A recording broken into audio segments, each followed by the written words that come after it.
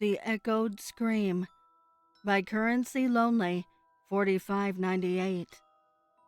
The sprawling mansion had been in my family for generations.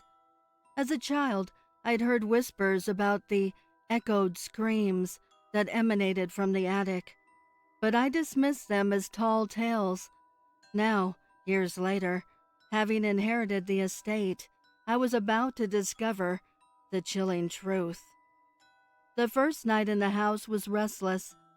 Each creak and rustle felt exaggerated, almost deliberate.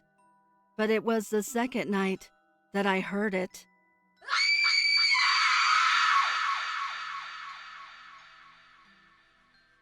A blood-curdling scream echoing through the halls. I sat up in bed, heart pounding. It's just the old house settling, I told myself. But the scream persisted, a haunting repetition like a broken record. I had to find the source. I followed the screams to the attic, flashlight in hand. As I approached, the wooden stairs groaned under my weight. Pushing the door open, a blast of cold air met me. My flashlight beam caught old family portraits, discarded furniture, and dusty trunks. But there was no clear source for the scream. Suddenly, the beam illuminated an antique mirror, ornately framed and covered in a thin film of dust. It reflected the attic, but strangely, I couldn't see my own reflection. Curious, I moved closer and wiped away the dust. The second my hand touched the glass, the screaming stopped. Relieved, I turned to leave, but then I caught a movement from the corner of my eye. My reflection was now visible in the mirror, but it wasn't mimicking me. Instead, it stood frozen, eyes wide in terror, mouth open in a silent scream. Panic surged as a reflection started pounding the inside of the mirror, trying to break free. I stumbled back, the flashlight falling from my grasp. In the dim light, my imprisoned reflection looked up at me, mouthing two words. Switch. Back. The room darkened further, and I felt an intense pull towards the mirror. The air grew icy, and my breath fogged. I tried to resist, but my feet moved on their own accord, bringing me closer and closer. With one final tug, everything went black. I awoke to sunlight streaming through the attic windows. Confused and drenched in sweat, I sat up. It had been a nightmare, right? But as I tried to leave the attic, I found the door wouldn't budge. I shouted for help, but no one responded.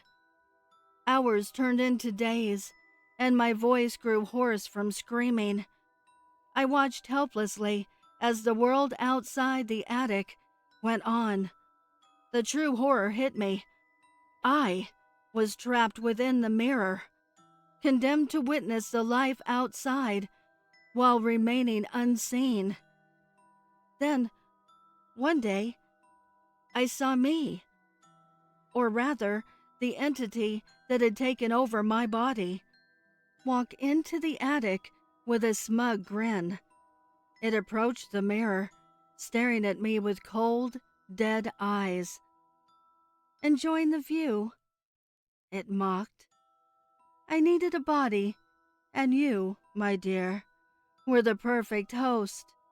Thanks for the switch. Despair overwhelmed me.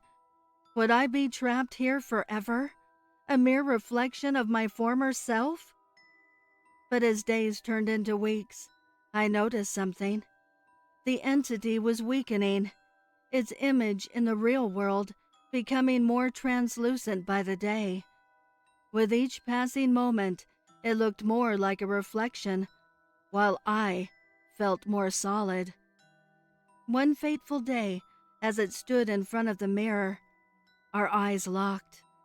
I felt the same intense pull from before. This time, however, I was ready. With all my might, I pushed against the glass.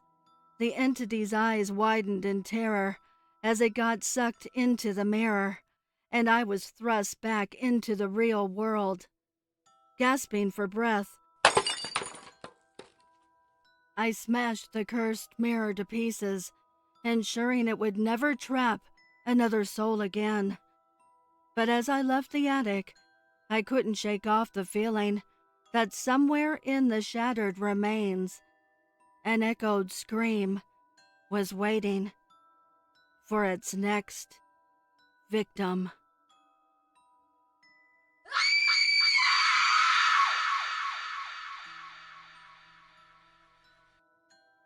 Don't Say His Name by the Prowler.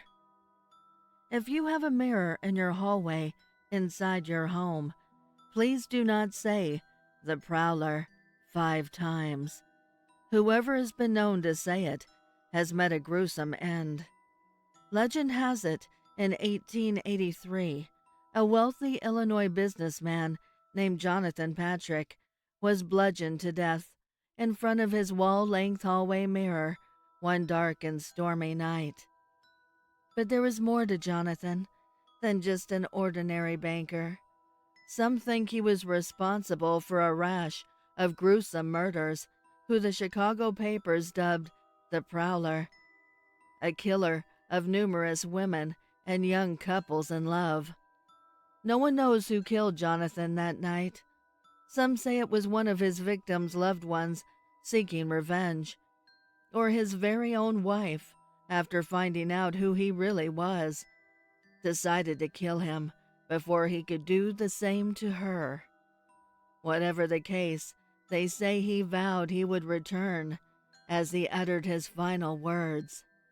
Whenever somebody called out the Prowler, he would be there to claim his next victim.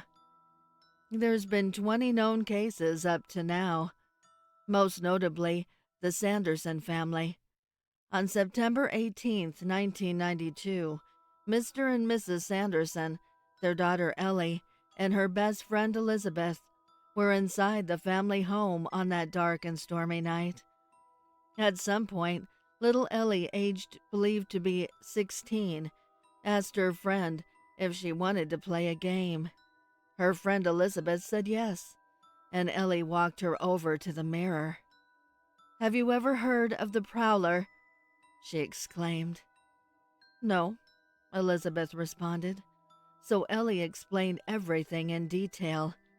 Elizabeth had a look of concern on her face, but still went ahead.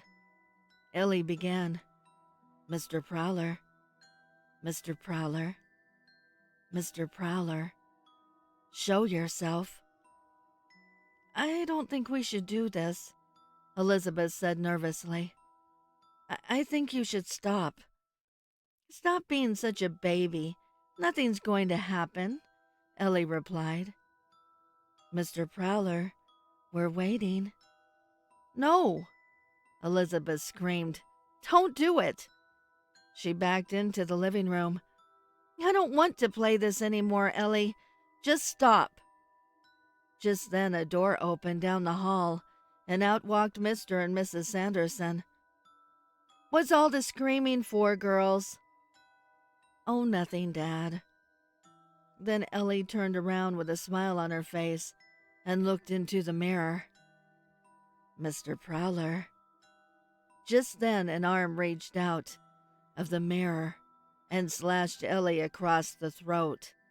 She fell back into the living room, falling at Elizabeth's feet, gasping her last breath. Mr. and Mrs. Sanderson stood, stunned, in the opening of the hallway, trembling in fear. Then the apparition of the Prowler stepped out of the mirror and butchered the trembling parents. He then pointed at poor Elizabeth, who was covered in blood. "Did you call the Prowler, little girl?" Elizabeth screamed, turned to the front door, flung it open, and ran into the night. No one believed her story, and she was charged with the deaths of the Sanderson family and locked away in an institution. But the people who were close to the situation know what really happened, and that poor Elizabeth could never carry out those gruesome deaths. Sadly, these strange murders are becoming more and more frequent now. So whatever you do, no matter what your friends might say, just please, please, don't say his name.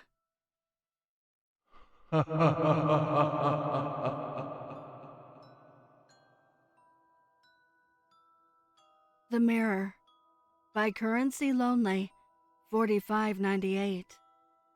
In the heart of London, the Hawthorne Hotel stood tall, a relic from the 1800s, with a rich but murky history. It boasted luxurious rooms, grand ballrooms, and a secret that had been buried for over a century. Sarah and Dylan, historians passionate about Victorian-era mysteries, checked into the hotel. Their aim was to decode the legend of the obsidian mirror, an ornate mirror rumored to have once adorned room 313. Dylan had come across old newspapers reporting guests who gazed into the mirror had vanished, never to be seen again. The hotel's owners, in a desperate attempt to quell the rumors, had supposedly hidden the mirror. On their second evening, while Sarah was examining old records, Dylan stumbled upon a dusty, heavy drape in the corner of their room. Pulling it away, revealed the obsidian mirror, its surface pristine despite its age. Compelled, Dylan looked into the mirror. His reflection was not his own. Instead, a gaunt man, Bob, with hollow eyes and a chilling smile, stared back. Before Sarah could intervene, Dylan was yanked into the mirror, the surface rippling like water. Horrified, Sarah scoured the hotel archives. She discovered letters from Holly, a maid from the 1800s. Holly detailed her affair with Jason, the hotel's owner. They obtained the mirror, a gift from a mysterious traveler, but soon realized its sinister nature. Bob, Holly's jealous suitor, upon discovering their affair, confronted Jason in room 313. In the ensuing struggle, Bob was trapped within the mirror. But the twist was Holly's confession. To save Jason from the mirror's curse, she willingly took his place, trapping herself with Bob. It was the price for her betrayal. Desperate to save Dylan, Sarah decided to confront the mirror at midnight, when its power was rumored to peak. As the clock chimed 12, Sarah bravely faced the obsidian mirror. Holly's reflection, sad and ethereal, appeared. Behind her, Bob loomed menacingly. Sarah pleaded, "Take me in exchange for Dylan." A haunting silence enveloped the room. Suddenly, Dylan was flung out, gasping and disoriented. In his stead, the mirror now showed two figures. Holly, forever entwined in a cursed dance with Sarah, their fates sealed by the obsidian mirror. My reflection doesn't copy me anymore. Author unknown. All my life, I had been told by my mother that I had a gift. She never really explained it to me. I just knew whenever she mentioned it or tried to help me practice with meditation, it would make the center of my forehead hurt with a soft, dull pain, consistent and only worsening when I would try to focus. So needless to say, really, I wasn't exactly fond of those exercises growing up. But as kids do, I listened to her. By the time I was 15, I was convinced I was either haunted or schizophrenic, with the amount of ghosts I could see, sense, and even hear. Never once did it occur to me that this gift was the root cause, until recently, and now it'll never be more than a curse. To preface my experience, I have to explain one small detail. I've always liked antiques, more specifically, antique mirrors. That childhood fascination with reflections led many to think I was vain with how much I would look into them. But I was never really checking my appearance. I was looking at the person in the mirror. I'm not superstitious, but tales of a mirror world always felt eerily real. Since you do never know what's happening after you've looked away, I've come to learn that I don't want to know. Not long after I had been 18 and living on my own for 6 months, I became incredibly intrigued by the 3 a.m. challenges on YouTube, thinking they were nothing more than special effects. Thinking myself clever, I devised a plan. In hindsight, it was the least thought-out plan I've ever had. Not that I'm a thought-out plan type of person. I wing most everything. This was just especially bad planning. I was going to attempt to call myself on the phone while sitting in front of a mirror I had gotten at an antique store mere days beforehand. Lit candles surrounded me. My phone read 3:20-ish in the morning, and I had all my wits. I was drunk on my confidence that nothing was going to happen, but I was wrong. I put in my number. All other times I had tried calling myself, it wouldn't even ring. But this time it did. With fear and curiosity pumping the adrenaline into my veins, I looked into the mirror, my reflection mirroring me as I moved the phone to my ear. Only she was smiling and answered the phone. I can guarantee you, I was not smiling. Tears of terror beating in my eyes as I heard her voice slithering into my ears. The mirror of mine was colder than ice, but so familiar. Hello. One word that made my heart stop. Well, figuratively, as I'm here telling the story. It brought my long-since forgotten agony of the forehead pain back with a crippling vengeance. It was like something has hit me, but was keeping the pressure on it. With every ounce of wit I possessed, I replied, mirroring my own reflection, but she moved independently of me, moving towards me. Her hand didn't stop on the glass. It came through. I couldn't think or feel in that moment. I just followed my instincts and ran, because it's all I could do. Everything I had read said never to try and contact my other self. But the narcissism I gathered throughout the years gave me the idea to do it anyways.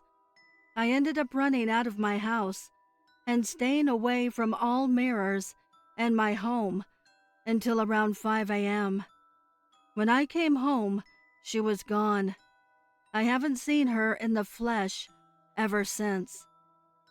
But ever since I made her real, my reflection has never been mine again. My grandmother warned me about mirrors. Unknown author. I'm sharing an experience of mine in hopes that maybe other people have had the same thing happen to them and have more knowledge of what it is. Allow me to describe myself. I'm Hispanic, but I don't really participate or dig into my culture much.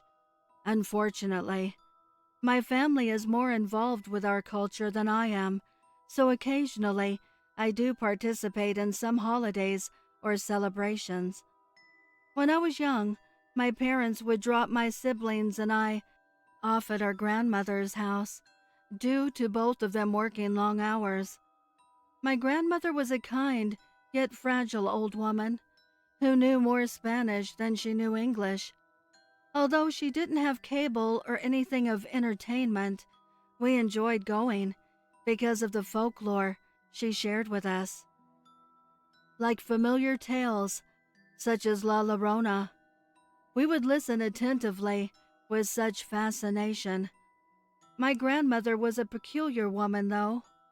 It never came to attention to any of my siblings, nor I, about the lack of mirrors in her house. Only when a cousin of ours had visited my grandmother was it pointed out. When asked by my cousin if there were any mirrors in the house, my grandmother sternly told her, no, and not to be so vain about yourself. My cousin then asked her why she didn't have any. My grandmother responded saying, I have my reasons. I guess this answer satisfied my cousin because she didn't probe any longer. After hearing this, I too noticed that there weren't any mirrors in the house at all. This made me curious, so I asked my grandmother what her reasons were for not having any. She was sitting at the kitchen table with a cup of coffee when I asked this. I still remember the grave look she had on her face when I asked. Mijo, she said, listen to me, and don't forget what I am about to tell you. There is an evil thing that lives in the mirror. It can be any mirror in any place. It's always there waiting, but you'll never see it. It shows itself when it sees something that it likes, and when that happens, it comes out of the mirror to take whatever it is. As she said this, my skin broke out in goosebumps, and the room suddenly felt a lot colder than it was. As I've said before, I've listened to my grandmother tell many other stories and folklore, but none of them were like this. My grandmother looked serious, and her tone was very stern. I realized that this wasn't a story, but a warning. How do you know about it? I asked her. For a second, she stared into space and seemed to daze off. Then she focused her eyes on me and said, Go play with your brother and sister. I began to protest and was demanding an answer. She told me to behave and took off her sandal. Upon seeing this, I immediately ran away from the kitchen and out the screen door to the front yard, where my siblings were playing. After that, it seemed to escape my mind, and I never brought it up again with my grandmother. Unfortunately, I'll never get an answer to how my grandmother knew about such a thing, as she had passed away when I was 11. I want to say that maybe it was just another piece of folklore that had been told to her before. But I know now that that isn't the case. Earlier tonight, I was brushing my teeth in the bathroom and was just about finished. My sink is located right next to the door, along with the light switch. I have a habit of turning off the light before exiting the bathroom, leaving me in the darkness for a second or two. Nothing out of the ordinary has happened before, until tonight. I turned off the light as usual and was about to exit when something in front of me caught my eye. In the darkness, I saw a faintly illuminated face in the reflection of my mirror. I was immediately startled and quickly turned the light on. There was nothing but my terrified reflection. I felt a sense of confusion because I could have sworn that there was something there. So I chalked it up to being nothing and proceeded to turn the light off again. I saw it more clearly this time. I had only had the light off for maybe a second or so. But believe me when I say this, the faintly illuminated face resembled a woman's face. The eye sockets seemed dark and deep, with no eyes. The face was emotionless at first. Then suddenly, it formed a huge grin. I immediately turned the light on and ran out of the restroom, stumbled into the hallway, and into my bedroom, where I proceeded to lock my door and jump into my bed, covering myself with my blanket. I know what you're thinking. Why didn't you just run out of the house or go to the kitchen to grab a knife or something? Well, understand, I was scared out of my mind and acted on impulse. My mind was running at 100 miles an hour, and I was having all these thoughts. I thought about calling the police and saying that there was someone in my house, but I was too scared to uncover myself at the time. Suddenly, the memory of my grandmother telling me about the thing in the mirror rushed into my head. My heart sank, and I began to tell myself that what my grandmother said has nothing to do with this. I mustered up some courage and reached out my arm from underneath the blanket to the little lamp next to my bed. I felt around and found the little switch and turned the lamp on. When I saw the familiar light through the blanket, I slowly uncovered myself and looked around the room. There's no mirrors in my room, I thought. My mind kept going back to my grandmother's words. I'm beginning to calm down now and decided to browse the web for help. Nothing's turned up, and as for now, I'm still locked in my room. If anyone out there has experienced anything like this before, or has knowledge of what this thing is, please contact me. As I type this, I can faintly hear something that sounds like glass being tapped on from down the hall.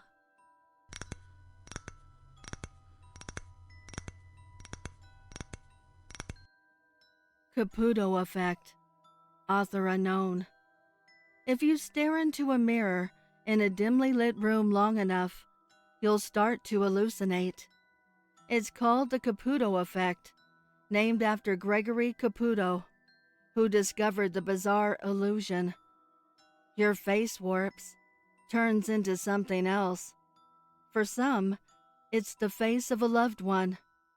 Others, it turns into a strange mashup of man and animal. Think what a pig would look like if it was bred with a man.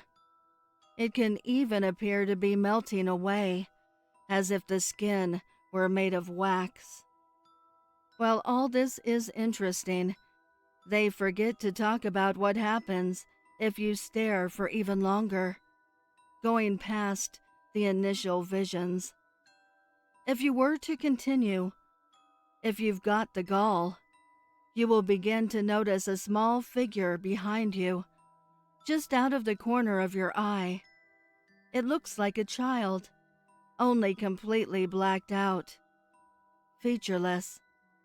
Sometimes people see tufts of hair sticking out on either side of its head, black as coal and stiff like wood.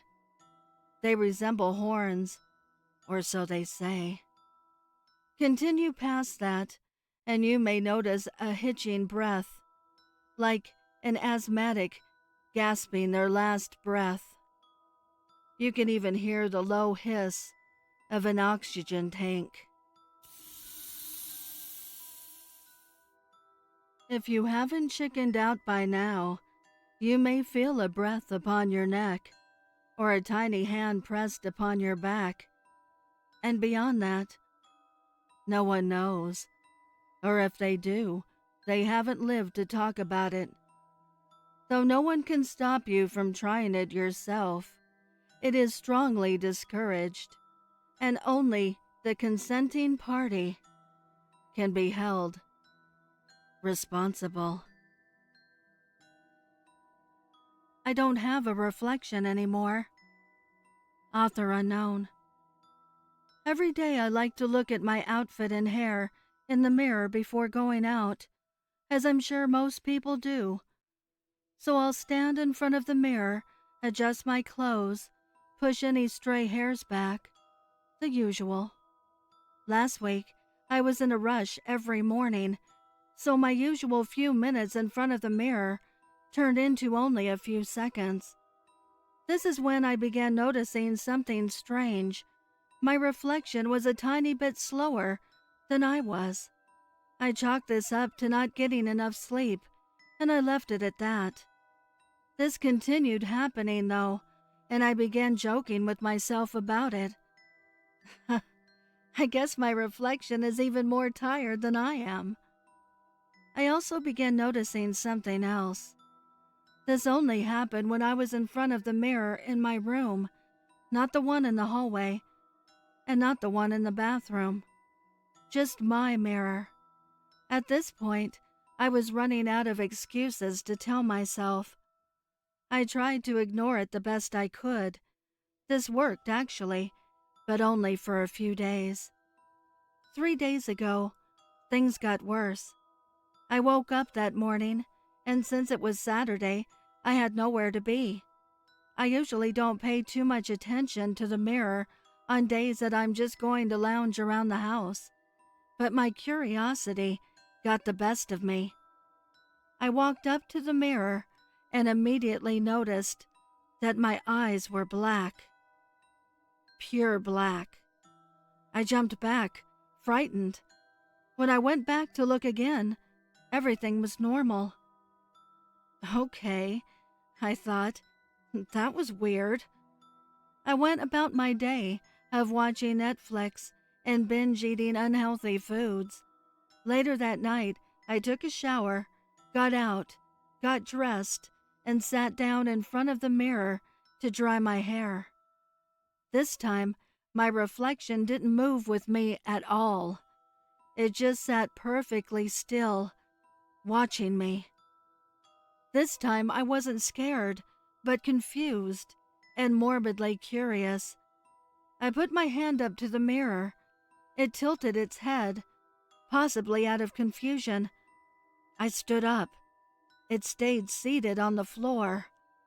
I turned around to get my phone, hoping I could catch a picture. But once I turned back to face the mirror, everything was how it should be.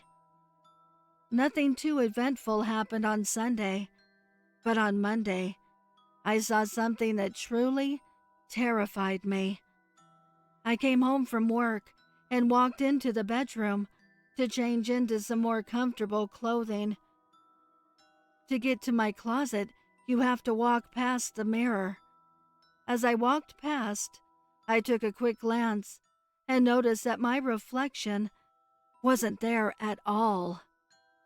I could see the room behind me perfectly, which I should have been blocking, but I wasn't. This completely sidetracked me, and I stood there in amazement. I should have just walked away or covered the mirror, but I didn't. I don't know how long I just sat there, staring into the mirror, but eventually my reflection showed up. Except the mirror was more like a window, because I saw my reflection, but it was doing other things. It made the bed, changed, drank some water.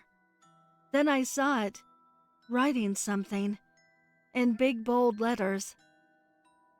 It sat this note, or letter, or whatever it was down on the bedside table.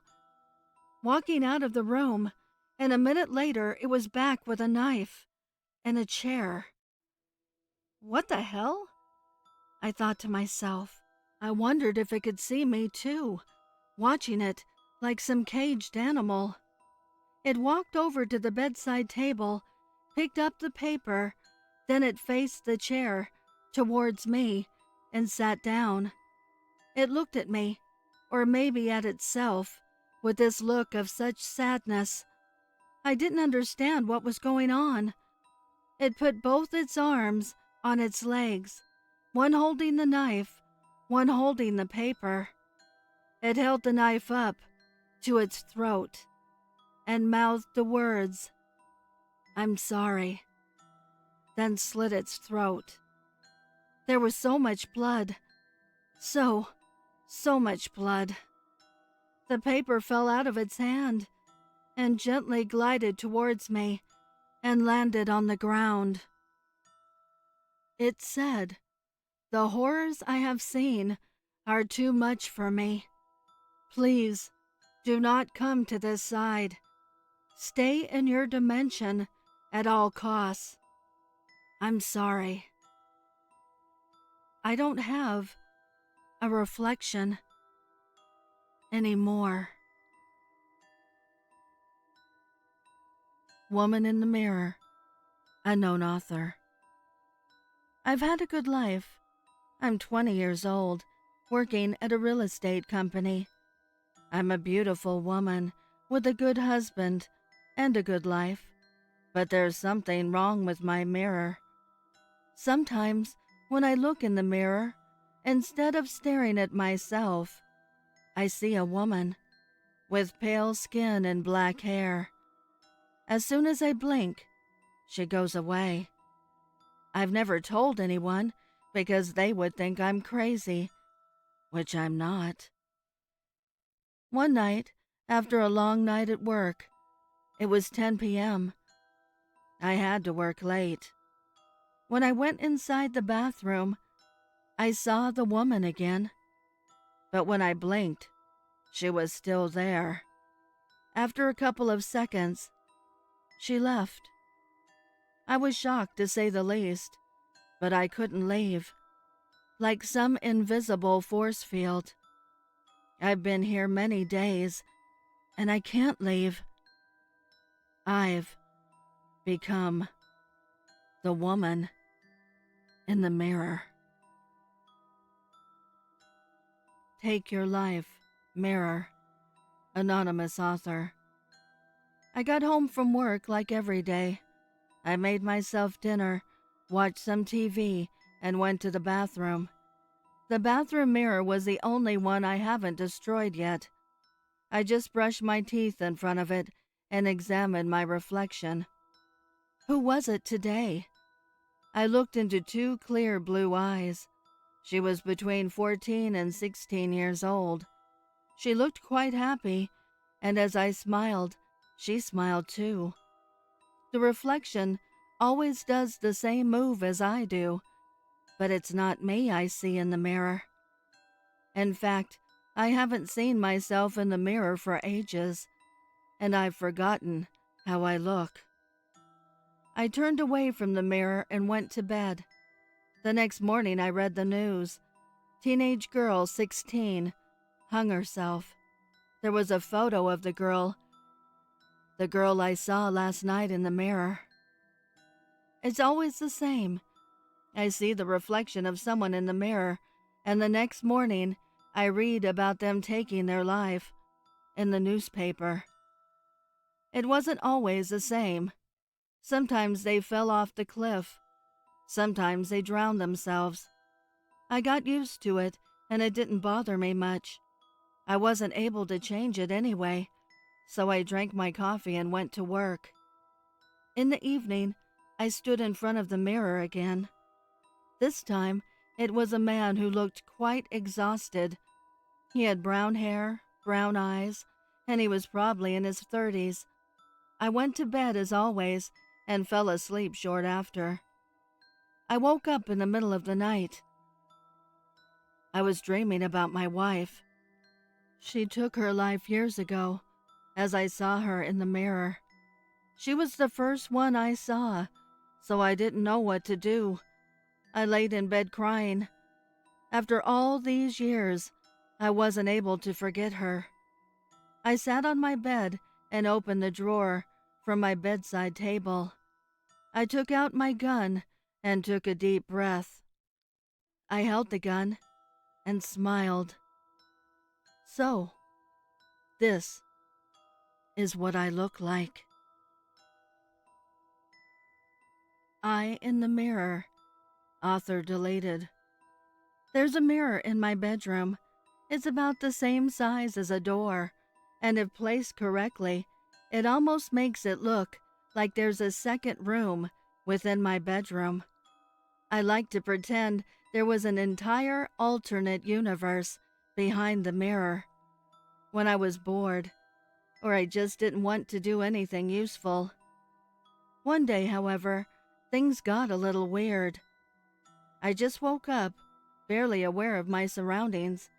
When I walked past the mirror, I saw a vague shape of something that wasn't there yesterday, or any time I had looked in the mirror before. I hesitated, but took a step back to look closely in the alternate universe that was my mirror. What I saw made me question my sanity for a moment. Right next to me was a floating eye. I quickly gazed around, my heart bashing my ribs to pieces. But the eye was nowhere to be found in my room. Yet when I looked in the mirror, it was still there. It didn't go away when I blinked, or got to work, or did literally anything else. It made me feel a little uncomfortable. But once I realized it didn't actually do anything, it wasn't scary anymore. It was just a floating eye that only existed within the mirror. Nothing to worry about. After a few days, I got used to it and continued my everyday life without any hesitation. Why was I so stupid? As I waited for my appointment with Dr. Wurtziker, better known as the blindness psychologist, I wish I had thrown away that mirror. Mirror, mirror on the wall. Anonymous author. You never actually noticed me. I mean, you did, but you never paid attention. On the other hand, I noticed you. You walk past me every day. You even stop to look at me, but you never say anything. And you manage to get me angry. I've spent years after years trying to communicate with you, yet nothing. Now, we're going to change positions. You're going to see how it feels when you have no one to talk to for years. Next time you walk past that bathroom mirror, look at me. I'll be expecting you. Infinite Mirrors, deleted author. You ever put two reflective things next to each other? Just to toy with the grand infinity? When I was a kid, I did it constantly. Any mirror that could be moved or rotated, I used against another one. And when I put my hand in, hundreds of myself, as far as the eye could see. It was fun. I'm older now, less amused by these things, but I still get nostalgic. My hotel room had an enormous mirror as a wall, and another in the bathroom. So when I opened the door to the bathroom, they directly faced each other.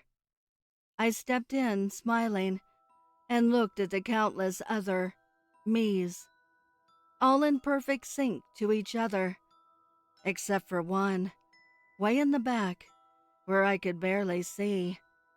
I could swear that it blinked. I could swear that he climbed out of his mirror. I could swear that he killed my other reflection, the one larger than him and closer to me. I've gotten rid of every mirror in my house.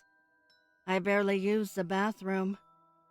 But one day, I will look in the mirror, and I will be dead. And he will be standing in my place. I would like to give a heartfelt thank you to the special friends of the channel for your overwhelming generosity. If you would like to support the channel, the link is below in the description. Also, please send me your stories and poems to duchessofdarkness27@gmail.com. You can also find me on Instagram at duchess.ofdarkness and Twitter at duchessofdarkn2. I want to thank all my listeners for your kindness, your encouragement, and your support. It means the world to me. Thank you for joining me. Until next time.